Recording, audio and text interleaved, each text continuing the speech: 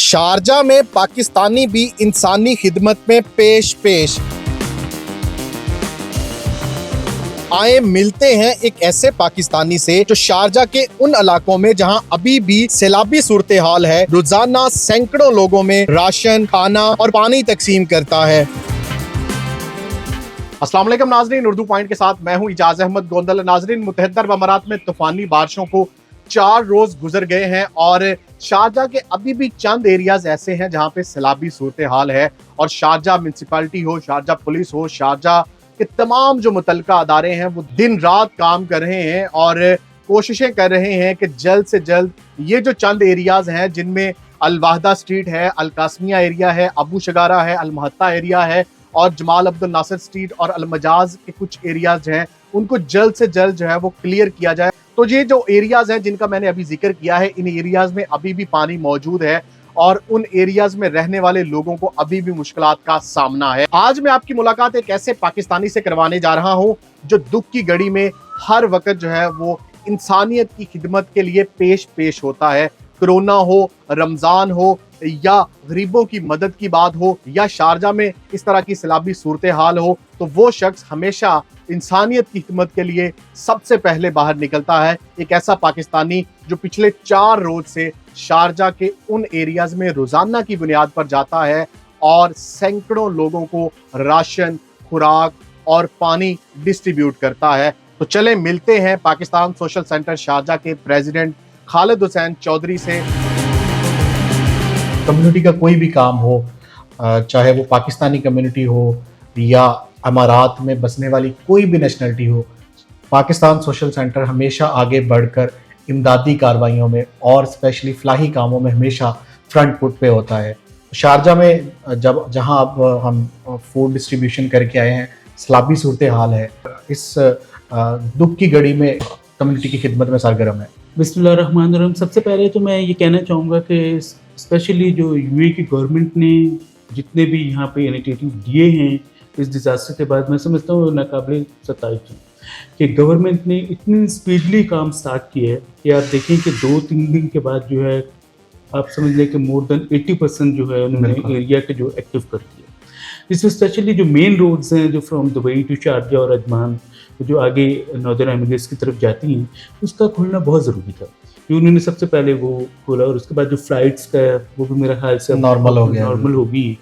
तो जहाँ तक है नुकसान की बात और लोगों के जो नुकसान हुआ है या ये जो एक कुदरती आफत आई है, कुदरती आफत दुनिया में हर जगह कहीं ना कहीं आती रही, हमने देखते रहे, मगर क्या है कि जो गवर्नमेंट का उस आफत के बाद के जो इनिशिएटिव्स होते हैं वो इम्पोर्टेंट होते हैं। वो मैं समझता हूँ कि यूएई गवर्नमेंट जो इस पर जो है वो एक तरह से जो जिस स्पीड से उन लोगों ने वो काम किया है ये नाकाबिले ज़िक्र है। और जो दूसरी बात मैं ये कहना चाहूँगा कि जो यहाँ पे लोगों के साथ जो मसले हुए, जो जिनका जिक्र आप कर रहे हैं कि जो लोग यहाँ पे काफ़ी लोग परेशान भी हैं, जो हम लोगों ने यहाँ पे देखा है कि जो स्पेशली जो इंडस्ट्रियल एरियाज़ के जो लोग हैं जहाँ पे लेबर क्लास रह रही है, लेबर क्लास जो है वो बहुत ज़्यादा इफेक्टिव है इस टाइम।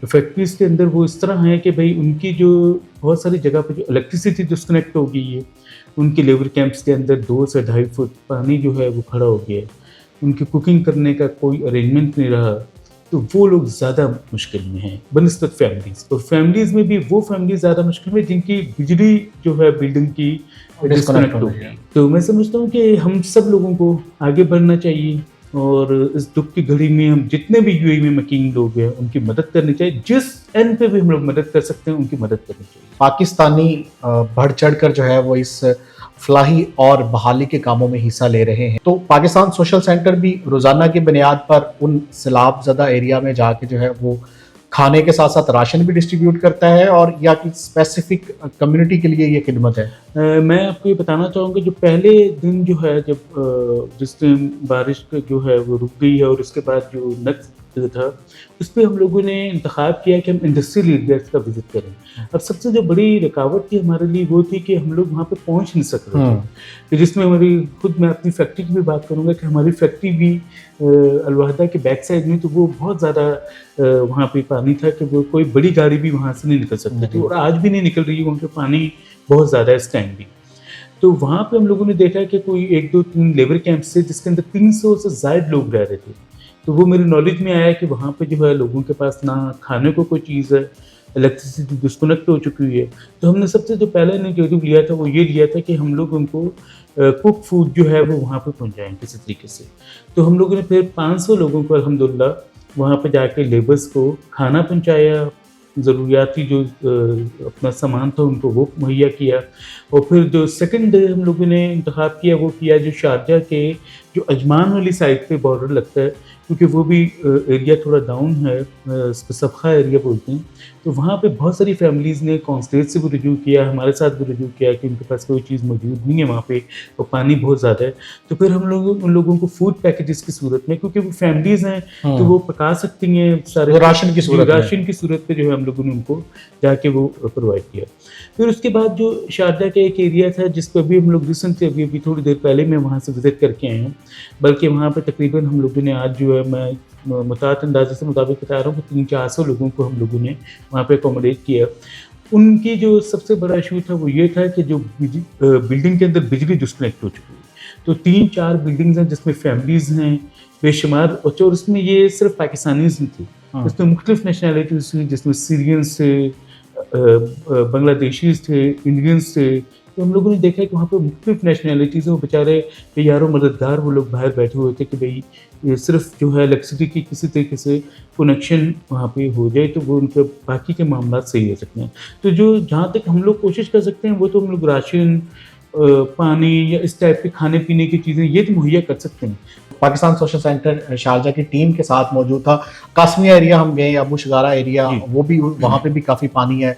हमारी गाड़ी जो है वो हमारी गाड़ी भी बंद हो गई थी, हालांकि बड़ी पिकअप थी वो। बिल्कुल। तो हमारी बड़ी पिकअप भी बंद हो गई तो छोटी गाड़ियों का उस तरफ जाना बड़ा मुश्किल है। वहाँ पे राशन देना और जो हमने माहौल देखा तो कितना दुख होता है एज ए पाकिस्तानी, और कितनी खुशी भी होती है कि अल्लाह ताला ने आपको चूज किया इन कामों के लिए।